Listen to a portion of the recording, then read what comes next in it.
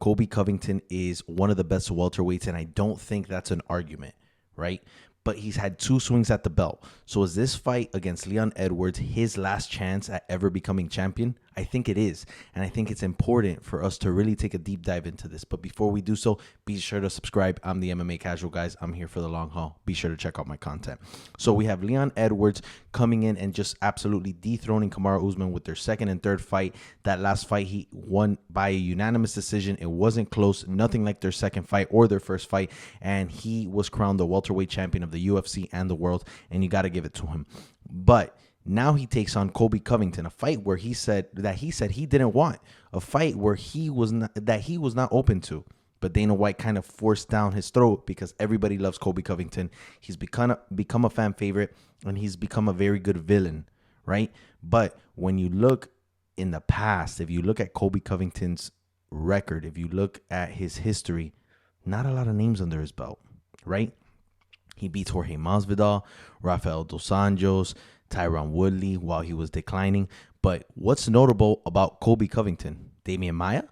No. What's notable about Colby Covington is that he's one of the first guys to step in with Kamaru Usman and really give him a run for his money. And he did so twice. But the only problem there is that he faced Kamaru Usman twice. Those are 2 shots at the belt holding up the welterweight division.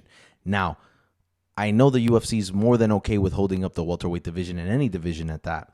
But when you have a guy now going for his 3rd attempt at the belt, if he loses, I can't see them justifying another attempt at the belt, no matter how much money you're bringing in, no matter how much revenue you bring to the UFC as a whole, especially with such a deep division. And I brought up the welterweight rankings just so we could break this down. So we have Leon Edwards is the champion. Kamaru Usman, the number 1. He's not getting a trilogy fight with Kamaru Usman unless there's too much movement between the young guys and they throw a trilogy fight. They say, fuck it, let's make some money. I could see that happening. Number 2 is Colby Covington. Number 3, Bilal. Bilal, who's definitely next in line. If Leon Edwards wins, Bilal fights him. If Colby Covington wins, Bilal fights him. I just hope Bilal's not dumb enough to take another fight because he's earned that number 1 contender spot, if you ask me. Then here you have Hamzat, even though he's at middleweight. But I'm going to keep Hamzat in this conversation because if Hamzat doesn't really perform against Costa in this upcoming middleweight fight, I say Hamzat kind of thinks about it and says, you know what, maybe I belong in the welterweight division just being a weight bully. So let's leave Hamzat in there. We have 2 contenders. Then we have Gilbert Burns, very active, a little older. I don't think Gilbert Burns is going to really contend for a bout anymore. I think he's somewhat of a gatekeeper at this point, but still someone in the mix that maybe they fight later on. Then we have Shavkat Rakhmonov, which he's fighting Stephen Thompson, which funny enough is number 7. And that's going to be a fight in itself. But Shavkat Rakhmonov's up next. Shavkat Rakhmonov has 2 dominating, maybe 3 fights before Dana White says, all right, let's give this kid the action everybody's waiting to see. Then we have Jeff Neal, Sean Brady, Vicente Luque.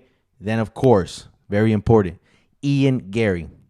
Ian Gary is going to be an absolute threat to everybody in that division in a year from today. Very active, very good, very skilled.